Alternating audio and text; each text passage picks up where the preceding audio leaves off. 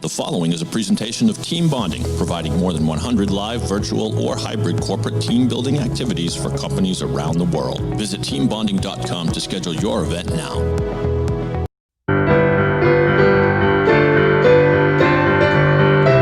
Hey there, team. It's me, Rich Rinnensland, and I'm welcoming you to Team Building Around the World, the podcast where I speak to people from the team bonding, team building industry from all over the globe. Today, I have with me, all the way from Sydney, Australia, Mr. Kingsley Seale, and he loves to be called Kingo. But of course, before we actually get to meet Kingsley, it behooves me to give some love to my supporters out there. This show is supported by Catalyst Team Building Network. Find out more about the world's largest network of team building providers at catalystglobal.com. And we also want to thank our friends at B1G1, which can make your business a real force for good. Visit b1g1.com to get started. But now, my friends, again, coming all the way from Sydney, Australia, we have a gentleman here who, well, he started this business, from what I understand, he purchased the business he worked for back in 2011, along with his partner. He has a real hands-on quality when it comes to running the industry, and he's produced and facilitated over 1,100 team programs and workshops for Be Challenged in Sydney. So please, ladies and gentlemen, give a big, warm welcome to Kingsley Seale. Thank you very much, Rich. Good to be here. Thank you, my friend. That is actually a small group of people I keep penned up under my desks, just so they can applaud for folks. How you doing today? Fantastic, mate. Ready and raring into what is the current normal and just ready to rip into another week. So just so we know, you are coming to us from Sydney. What time and day is it there, just so everybody is aware? Sure thing. So it's just after 9 in the morning, and it's Wednesday, the 10th of June. So getting into the winter season now for us. I have not, unfortunately, traveled much in my life, so getting to do this means I have so far been to India, I've been to Hong Kong. I get to go all over the world, just for a half-hour segment at a time. It's pretty special to connect with people and just to hear what's going on in their worlds, and I suppose from that, it's the twofold. It's one, you hear things that are very relatable, and you can relate and sit there and go, wow, that's just the same as here. Right. And on the flip side, you hear things that are completely different from you as well, which it's pretty cool as well, just see how people function in a different part of the world. Indeed. So why don't we start off? Tell my listeners out there all about yourself. Yeah, sure. So as you sort of mentioned, from a Be Challenge perspective, just under 10 years ago, myself and my business partner were working for the company, and we always loved it. And we just happened to go separate ways at one stage. I went and played professional rugby union in Italy, and he went and worked for a large events firm. And about 9 months later, we came back together and we're having a barbecue on his balcony. And we both talked about how much we loved the team building world and what we were doing with Be Challenged. So we just had the wacko idea of, should we buy it? Can we buy Be Challenged? Anyway, so from that barbecue, 6 weeks later, we purchased the company off the previous owner. At that time, there was three of us in what we would call a Kennard's hire shed. So a bit like a hardware store shed sitting out the back, and that's what it was. Okay. And then we've grown it since then. So now, back then we used to do about 12 programs a month. We were based just in Sydney with 3 full-time staff. I didn't actually work. We didn't have enough band and capacity for me to work for the company. So I went and worked at a pub pulling beers. And then we've grown it to where we are now. So, we were running up to about 60 to 65 programs a month. We've got the 3 main offices on the east coast of Australia. So Sydney, Melbourne, and Gold Coast. As a lot of people are probably aware, Australia is a very big country. Yes. So we operate mainly on the East Coast. And, we're a company that definitely breathes our values. Myself and Oliver are quite fun, unique characters, I guess, and we kind of invite our team to bring that uniqueness to the table each and every day. Fantastic. Now, as much as I want to dive into the rabbit hole that is that, I got to back up a bit. You were a professional rugby player in Italy. Yeah, and let's not dwell too long on that because I don't like tooting my own horn. So okay. I played rugby for quite a while in Australia. I went through the junior system a little bit and never quite really made it here, if I'm being really honest with you. But because I've got a British mum, I had a European passport, so I was able to go play rugby in Venice, of all places in Italy, and I played a full season of professional rugby over there. And that was a great experience. I learned a lot. The day I landed, my coaches insisted on speaking Italian. I didn't speak a lick of Italian. And a week later, they wanted me to make a lot of the calls and make a lot of the decisions with what limited Italian I had. So it was a pretty cool experience. Coming from professional sports, teamwork is right there. It's already part of the job description. Did that help you build the company values you were talking about? Absolutely. It was that. And so myself and Oliver, my business partner, we went to school together. We were in different years. So we were kind of mates there. We played a bit of rugby union together straight out of school. And I think I was the club captain and he was the vice captain. And it wasn't so much about ability or anything like that. What we did quite well was we just got everyone involved. We loved organising all the club functions. And in Australia, where sport's a little bit different is your club might have a first grade, a second grade, a third grade, a fourth grade, et cetera, et cetera. Okay. So there's not just one primary team. And so what's really important in those clubs is you've got a really good connection between those who are playing, in the top grade and those who are playing in the fourth or fifth grade side. And so that was something we started seeing that we were quite good at. As well as that, we worked in a pub together, which again, you're trying to bring people of different levels. You've got your, what we would call a glassy, someone who picks up all the glasses that everyone's drinking. And then you've got right through to your GM and your head managers. And again, we saw that when that world was fun was when you had a really good team operating. When it was a chore, it was because the team wasn't functioning. So we fell in love with that concept. We kind of both fell into Be Challenged. And then what we realized quite quickly is that in the corporate world, it almost all gets forgotten.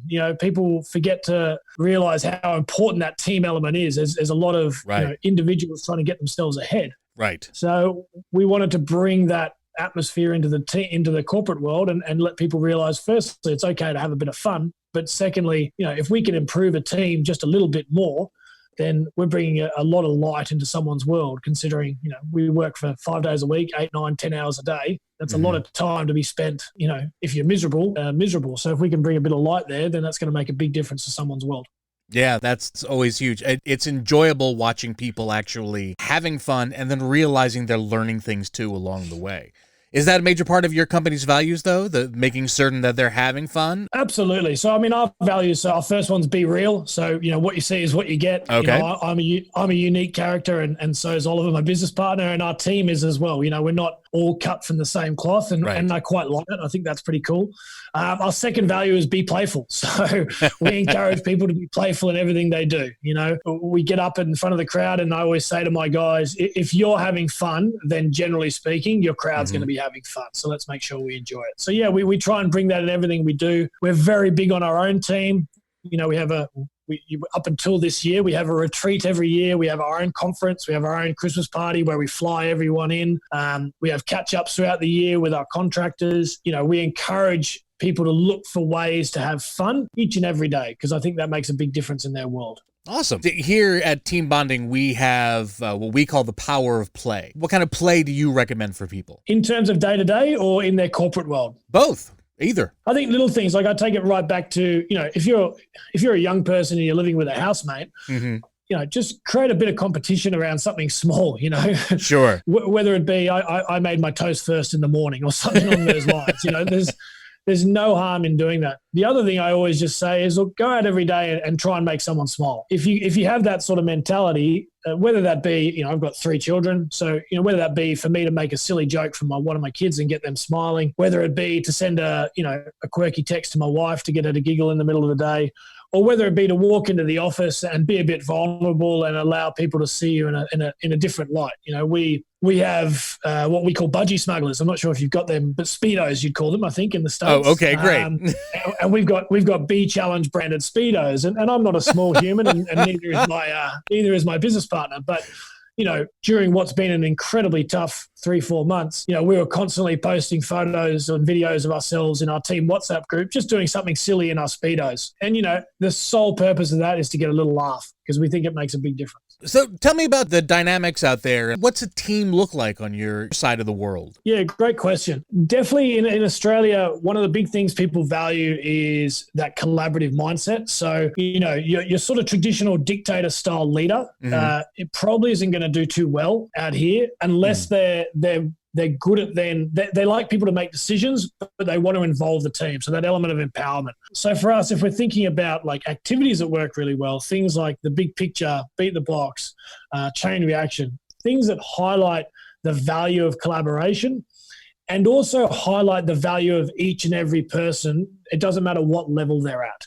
No one's really interested if you're the CEO or if you're the new paper boy. You're all on the same playing field and you should treat each other the same way. So everyone here really sort of warms to that element that doesn't matter what you're paid, what you've done in the past. No one's too big to take out the trash. If the bin's overflowing, you take out the trash and away you go. And that's where we see strong cultures. Where we see it, where people struggle a little bit, is where that mentality gets forgotten. And I feel that's definitely an Australian thing, if that makes sense. It absolutely does. Having now spoken to a few of you. Kingo, give me a quick second here. I need to pay some bills on my end. And let me take a break, team, and tell you all about Catalyst Team Building Network, an association of team building providers. With representatives in over 90 countries speaking more than 20 languages, the Catalyst Network is widely regarded as the voice of the team building industry. Network members share resources, best practices, and business opportunities. Catalyst partners are learning from each other and pushing the boundaries of what is possible in team building. Catalyst Network members share a common goal of creating highly relevant, socially responsible, good valued experiences for their clients. For more information, please visit catalystglobal.com. The Catalyst Team Building Network, the world's largest network of team building providers. So, Kingo, how long have you been part of the... I think we joined, getting close to 9 years, I think. We joined shortly after we took over. And so I think that's going back to around maybe December 2011, if my maths is right. And I'll never forget, we met, so Guy, the CEO, and Ryan, who I believe his title is CFO, had a good, decided, it was a big moment for us. It was a big investment. We were going to pull this trigger. And immediately after we signed, there was one of the global conferences, which going back then, they were a bit... And again, we looked at each other and said, well, we can't afford to send both of us. So we did scissors, paper, rock, and Oliver got to go. So he got to go to his first Catalyst conference in Dubai, which was that. And from then on, we've been well and truly entrenched in the Catalyst world. What kind of global conferences are you talking about? I think it's every couple of years. So every 2 years, Catalyst holds a global team building conference where they invite all their partners and their partners are welcome to bring however many staff they might like to bring. And we come together for, it's usually 3 to 4 days. And the whole purpose of that is firstly sharing knowledge. So, things that are, for example, you might be experiencing in the US, there's chances I'm experiencing it here in Australia too, whether that be, managing staff, dealing with new products, keeping up with clients' expectations, all those sorts of things. So we come together and the whole purpose is sharing ideas, sharing experiences, making the collective better. Because it's in your best interest for me to learn from you, because that makes Catalyst stronger, and on the flip side. So it's a really open environment, people helping each other move forward, people helping each other with issues. And the whole idea is just to grow that network and go from strength to strength. Everything that you're talking about here, it sounds a lot like what I would consider natural leadership. Do you think that's one of the most important things in being a part of a team, is to find that natural leader? And what is it that one would look for in that case?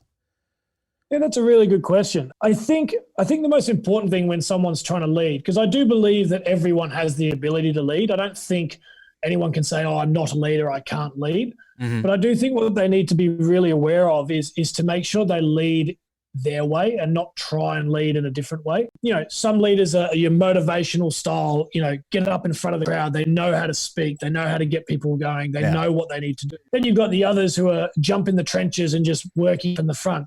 Then you've got the others who are all about empowerment, sit behind and actually let other people take the limelight, even though they're the ones kind of pulling the strings. So I think it's really important as a leader to recognize where do your strengths lie and then run with that. For Oliver and I, we've known for quite some time, our strength is dealing with people. And definitely, when we say that, we mean our own people internally and then helping them work with people externally. We like to think of ourselves as pretty good leaders of people. We understand people. We get a good understanding of what makes them tick. And being really honest, we enjoy that. It fills us up and makes us feel good. So we keep doing that. And then we develop the other areas as and when we need, or we bring other people in who can fill the voids that we might not necessarily have. Now, is that something that you always had a natural flair for, or is that a skill that you were able to develop in yourself? In terms of working with people? Yeah. I think it was something natural that I've then worked out to develop further. That would be the best way to put it. Okay. I've always got along with people. I've always been able to, one-on-one with someone, get someone to open up to me. And Oliver's got the exact same trait. In fact, he's probably 1,000 times better than me.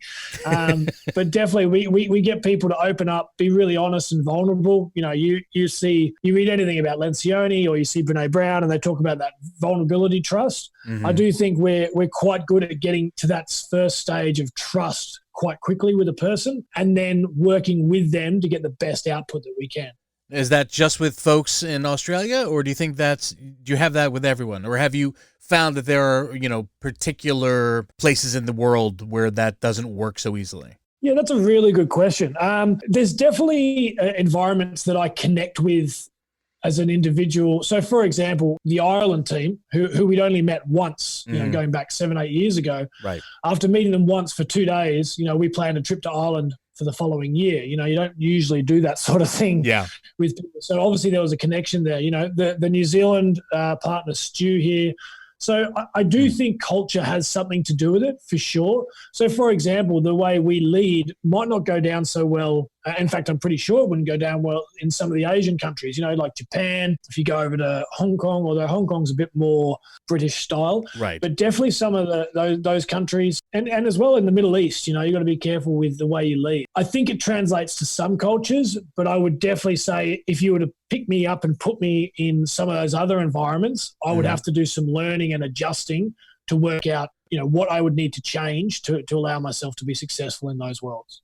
How fast are you being able to shift gears like that? Like, how good are you? I mean, I imagine you must be good at reading people if you are such the people person you claim to be. What do you look for when you first get into a new situation to see if your style is working or if you need to change gears? Yeah, that's a great question. You're probably asking me something that I almost do unconsciously, but right. I think what it is how do I describe this? So you're almost throwing out a few, I don't want to say the word bombs, but you're throwing out a few questions and you're seeing which ones are going to get the best reactions. And then that will determine which way you go. So, for example, Oliver, my business partner, he might, in the first 5 minutes of the meeting, there might be a few different questions that he asks. Some of them around the really serious route. Some of them may be a bit silly and jokey. Some of them around a bit flirty, whatever it might be. And as you're placing these questions out there, you're reading the crowd and seeing what sort of reaction you get.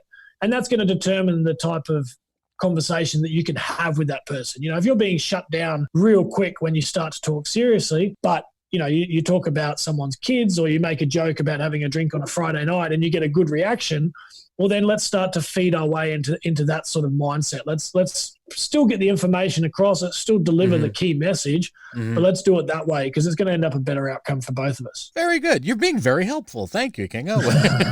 No worries at all. Hopefully, if anybody was... See, when I first started doing this podcast, my thought was to actually teach people who know nothing about this industry how teamwork functions best from people in the industry. And that's a very helpful answer. Thank you for that.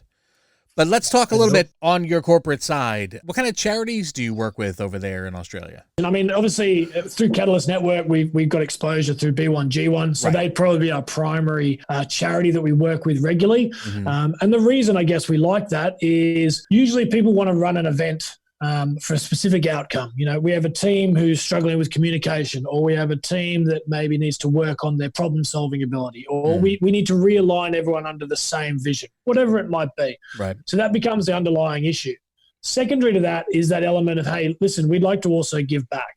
So you might have those two paired together. So the reason I like B1G1 is we can pair it with a program that hits a key outcome without jeopardizing the key outcome, if that makes sense. Sure. So we're not changing everything just to bring the charity element in, which while it's important, it's often not the primary driver. So it means, a client can deliver a key values message at the start of their year, set up their year strong with their team, get everyone under the one banner, make sure everyone's clear on the expectations, the goals, all those sorts of things, while on the flip side, also giving back. So giving a bit of an insight into potentially a world that we've never experienced or couldn't even imagine, like not being able to get clean water, and able to support that world in a different way. So B1G1 for us is probably the number one. The other one we work with quite regularly is Starlight for Kids, a kids foundation here in Australia. They may well be global too, I'm not entirely sure.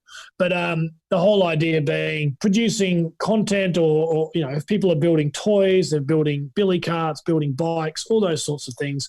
And then they can get given to kids who are either struggling with poverty, maybe come from troubled backgrounds, whatever it might be, and they get to receive these items. So look, they're probably the main two. And, we encourage our clients to have a think about whenever they're running an event, what can they help? The third one at the moment, which is very relevant in Australia, that we did see at the start of the year as we were all supporting it. And to be honest, as we start to come through this pandemic to the other side, people are starting to become aware of it again, is we were well and truly devastated by bushfires, in December, January. And unfortunately with the COVID-19 that kind of got forgotten a little bit, but there's a lot of communities struggling, a lot of wildlife. So what we have is we also support a couple of wildlife funds as well, where little things like building possum houses. So building these little possum houses out of wood on the program, the participants do it, and we donate them to whether it be the wildlife warriors or whoever it might be. For these ones, it's usually smaller organisations and they're state-based. So you might have 2 or 3 in Victoria, a couple in New South Wales. So it just depends on which state you're in.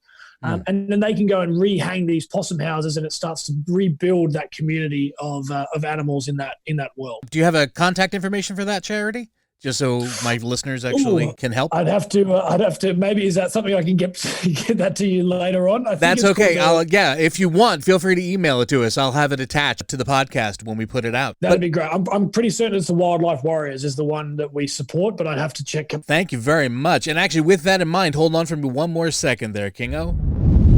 Because I want to take a minute to tell my team about B1G1, which can make your business a real force for good.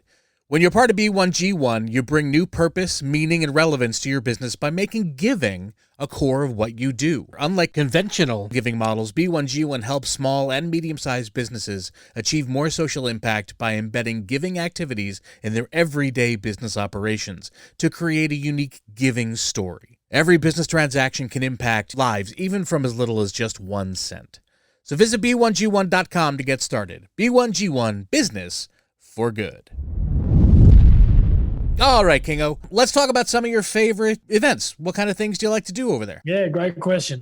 So for us, I mean, my favorite's always Big Picture, if I'm honest. It's an oldie but a goodie. Yep. And I think the biggest value I get out of that one is it ends up being so much better than people anticipate. And at the same time, people get immediate value for how hard they worked. So if you've got a group who is putting in the effort, putting in the time, collaborating strongly, and then they see their result, 20 minutes post-event with this giant, 4 meter by 2 meter big picture. The proof is in the pudding that it can be done.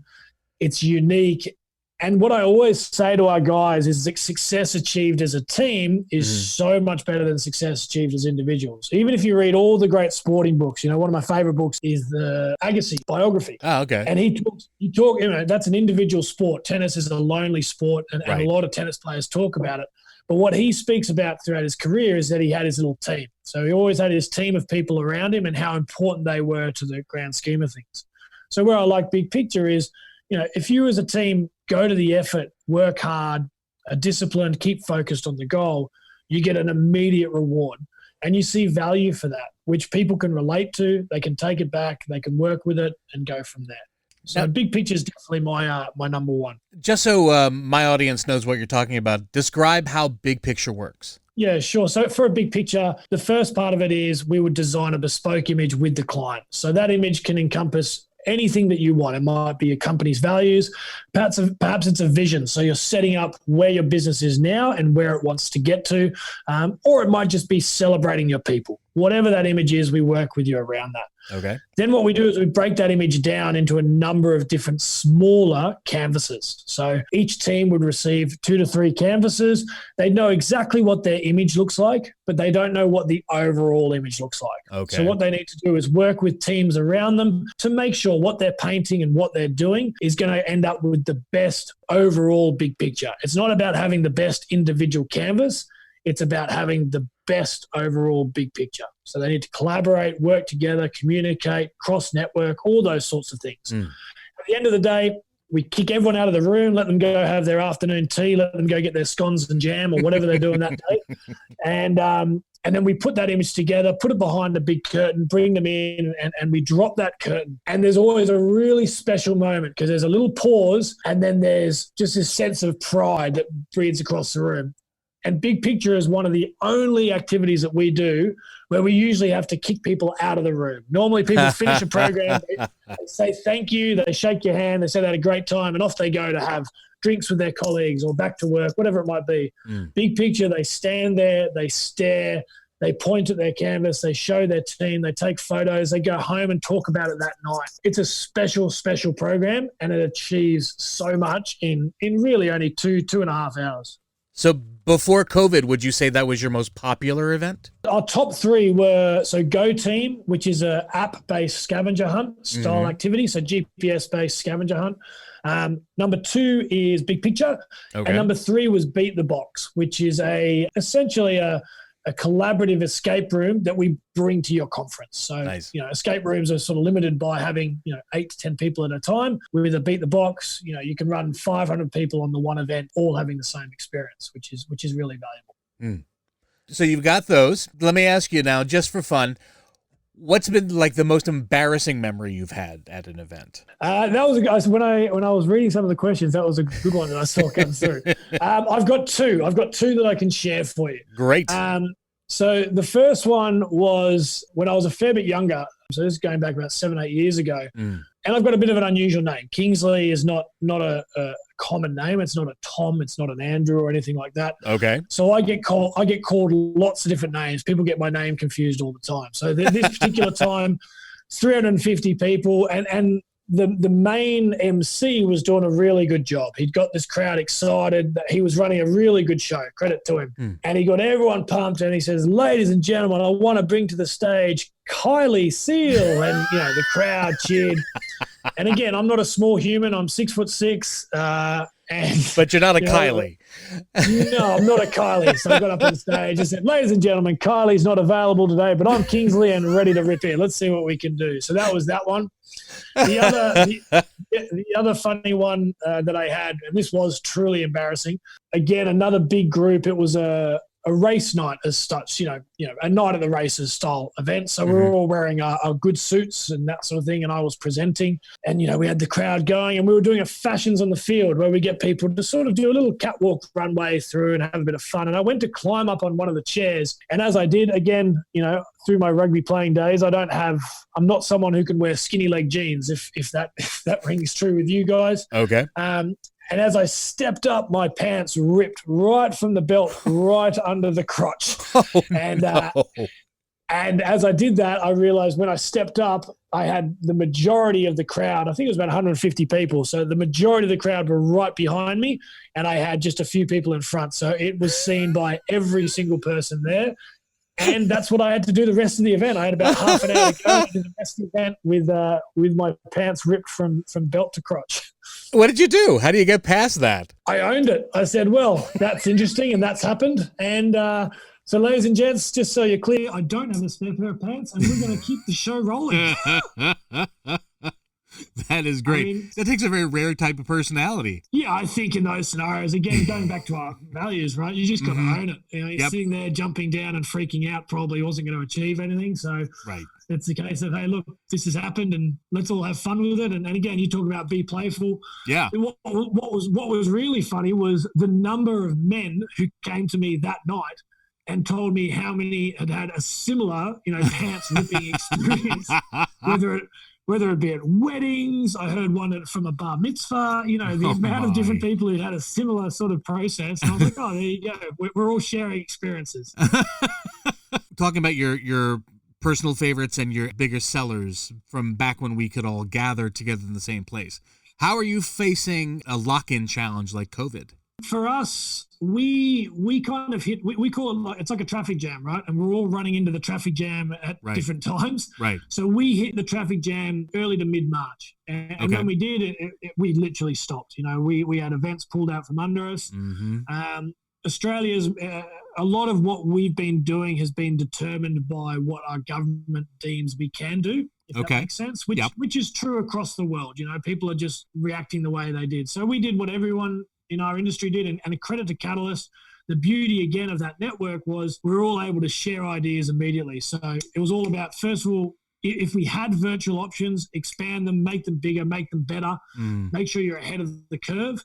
Secondly, get them out there. The first thing we did when it all hit is we sent a press release out and we offered free events for the next 6 weeks. The reason being our clients were hurting. Our partners were hurting, our industry was hurting, and we were here and we just wanted to help. So the best way we can do that was to do what we do best. So we offered up our services and we ran a heap of free virtual events in those, from mid-March to about the end of April. We've definitely seen an uptake as businesses went through that crisis mode. So there's definitely, initial crisis. How do we work from home? How do we make this work? You've got kids because people aren't allowed to send their kids to school. Right. Once business came through that crisis mode, most organizations have realized, hey, this connection piece is really important, and it's more important now than it ever was before. So what we did was we just engaged with our clients, talked them through options. We had to shift and understand that virtual programs operate at a different price point. It's a different methodology.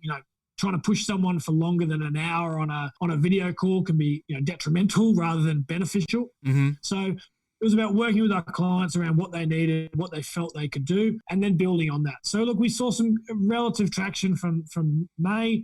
June's looking good. And we're now in Australia, we're coming through to the other side where we've got live events being booked again, which is great. Good for you.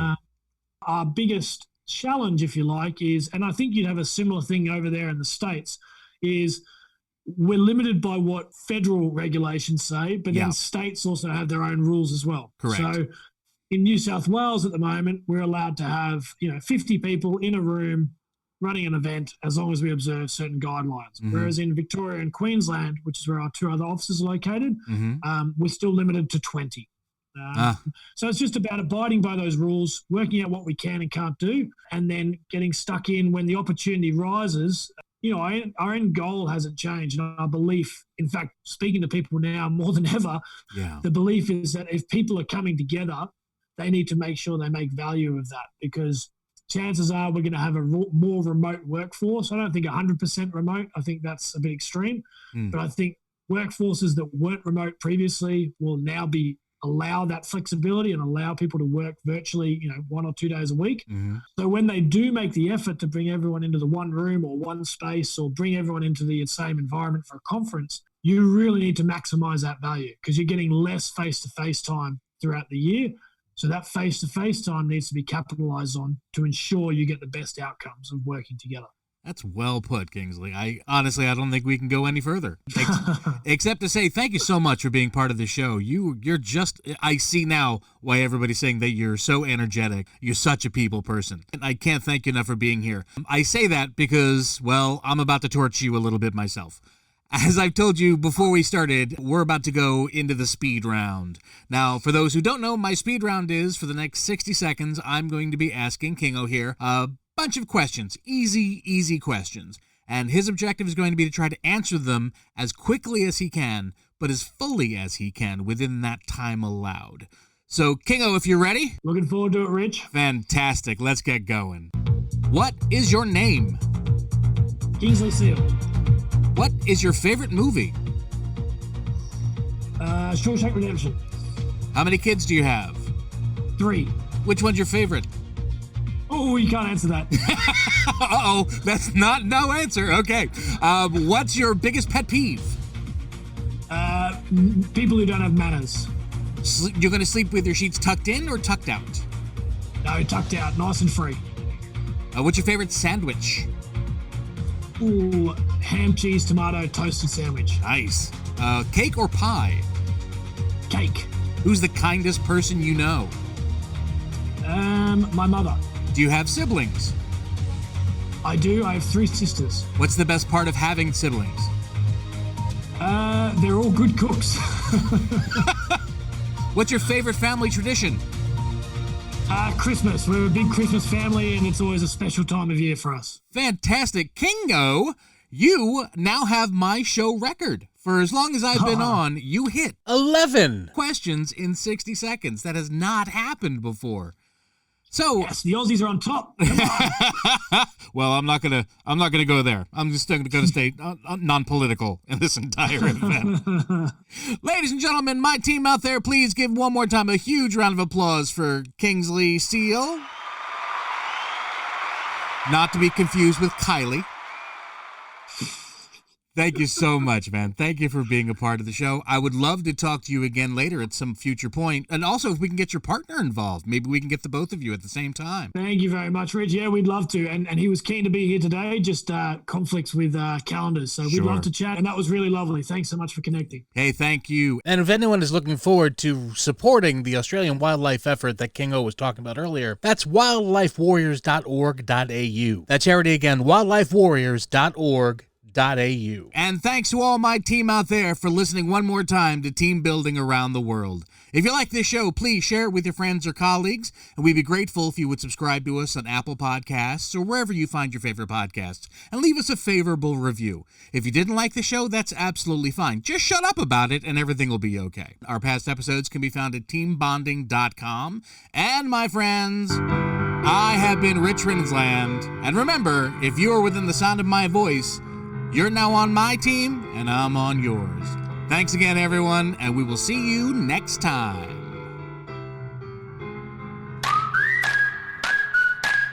It's been said that you learn more about a person in an hour of play than in a year of conversation. So why not put your coworkers to play with the help of the team at Team Bonding? Team Bonding was founded over 20 years ago with one simple question. How can employees have a great time while fostering strong, authentic bonds between people who work together? Their catalog of innovative events includes scavenger hunts, Jeopardy, and much more. Each activity, whether live, virtual, or hybrid, maximizes the impact of team building with an accent on fun. Visit teambonding.com to schedule your event now. Team Bonding, when you want seriously fun results.